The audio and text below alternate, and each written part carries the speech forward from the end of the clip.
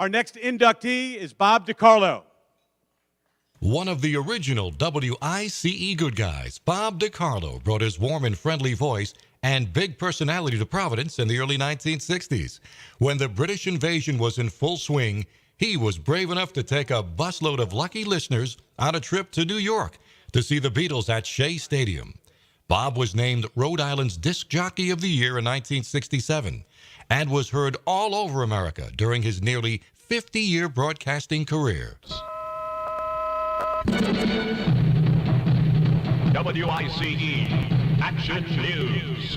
It's 4 o'clock. George Hyde reporting for Old Colony Cooperative Bank. Now, more music and Bob DeCarlo. Thank you, George. 4:05. We come undone with the Guess Who.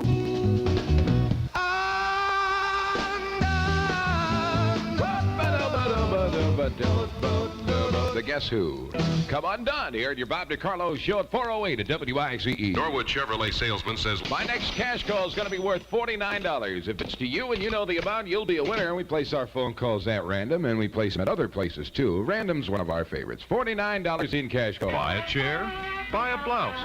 It's all you'll ever need. Bank America. Big Bob DeCarlo at WICE, where all the beautiful people are. I'll have another beautiful person in this hour and another chance, who knows, for you to strike it rich, WICE. Here's that great song Rod McCune wrote for Oliver.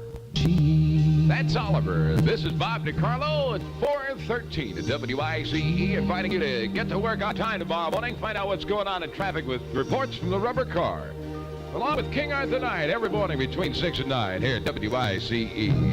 don't look now. Gas makes a big difference. Costs less too. Hey, my friend, you might make the big difference in our Teenagers March to get it over the top. We need it for LSAC Sunday, November 9th, and we need your help desperately. Plus adult volunteers, too. Call LSAC headquarters at 331-1590. Thank you. Is to a fire. Great song, WICE, here at your Bob DeCarlo show. And 19 minutes before 5 and 58 WICE degrees. It's raining on the way home, so drive extra careful. Watch out for slippery streets. This is the Maverick couple. They drive a Maverick. Let's make another WICE cash call. Placed one to the Alfred D. Roderick residence on Pine Street in North Kingstown. Spoke to Dave, who said, gee, man, I've been having dinner. Don't know how much money's in the cash call jackpot. Well, of course, you got to keep your body firm. We would have kept your wallet firm for $49, but we didn't have a winner. Let me add another couple of dollars anyway. We'll make it $51 for the next WICE cash call. And you head home with the greatest music in the world, and the home of the beautiful people, WICE. These are the cup links, along with their tie clasp and stick pins and Tracy. Tracy, when I'm with you, something you do. Hello, welcome to Throwback Thursday. Man, this is a treat. I got to tell you something. I wrote a few notes. I guess I'm kind of prehistoric because I started my radio career in 1959, and I did it at a campus radio station. Somebody's a Penn Stater here tonight, I seem to recall, and I started at the Penn State radio station, WDFM, went to the town radio station, WMAJ, and came here. And I just loved working in Providence, Rhode Island. For a guy who, I was going to be an actuary. Can you imagine? I was into mathematics. Actuaries were making an awful lot of money. And I said, my mother, God rest her soul, she knew the disc jockey. I'm from, by the way, I was born in New York City, but I grew up in Scranton, Pennsylvania. And my mother said, look, we know By Phillips from WGBI, and he makes $60 a week. You can do better than that. I said, really? She said, why do you want to do that for a living? I didn't know. And I had a mentor at WMAJ and State College. His name was Croy Pitzer. But he didn't use that name on the air. He used Alan Day. And he worked in Detroit. And when I went to work at WMAJ, I was doing it for fun.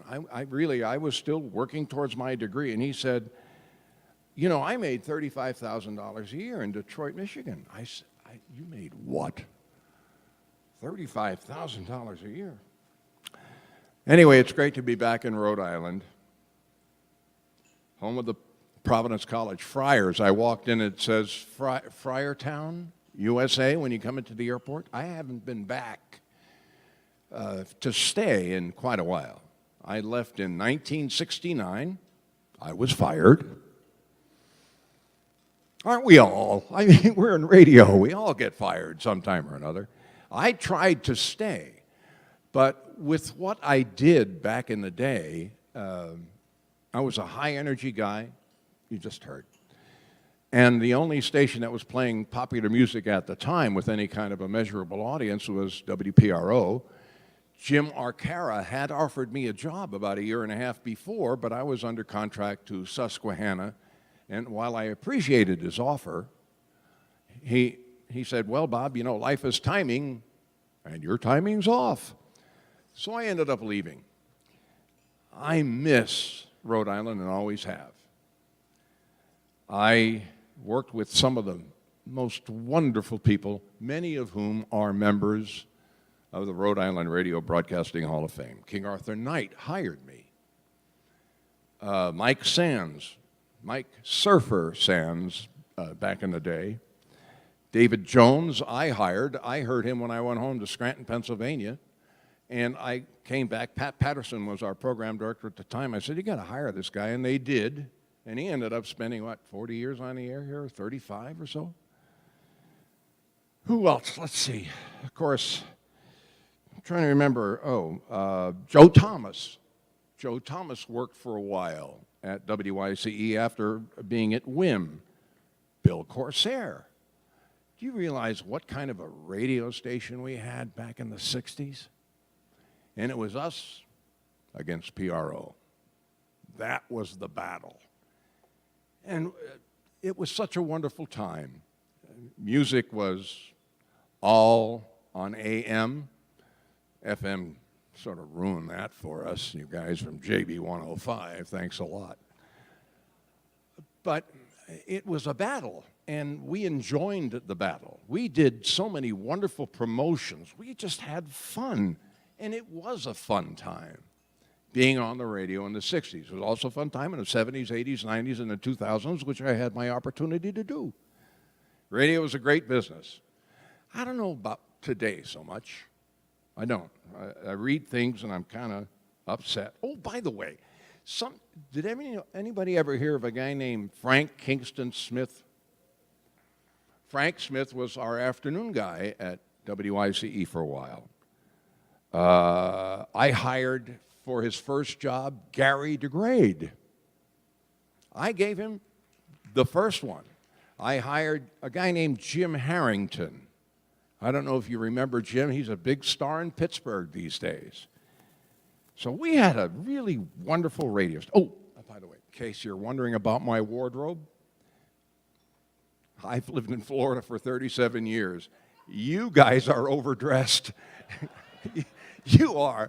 Man, I look at a tie and we did a lot of great things at How much time do I have?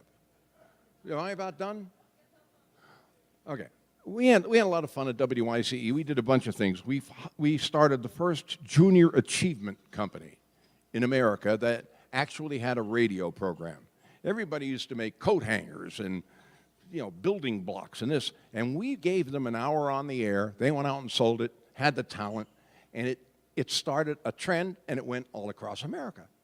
And I was kind of happy about that because I was the JA advisor. What else can I say? Oh, by the way, does anybody remember WICE Day at Crescent Park? No, right? Is there no Crescent Park anymore? No Rocky Point. Where the hell's everybody going these days in the summertime? But we had Crescent Park. We had a thing called WICE Day, and we brought about, it was free, for free. And we brought Dick Dale and the Deltones and Pete Antell and all these great artists for free. And you could not get within 7 miles of Crescent Park. I mean, you got 103, right? That's the only way you can get to Crescent Park. We held up traffic. It was amazing. And these are the kind of things that we did. And of course, I happened to take Debbie Rich on a bus ride to Shea Stadium. She was only 12, but I wanted to fondle her bones, but I decided that might hurt my career.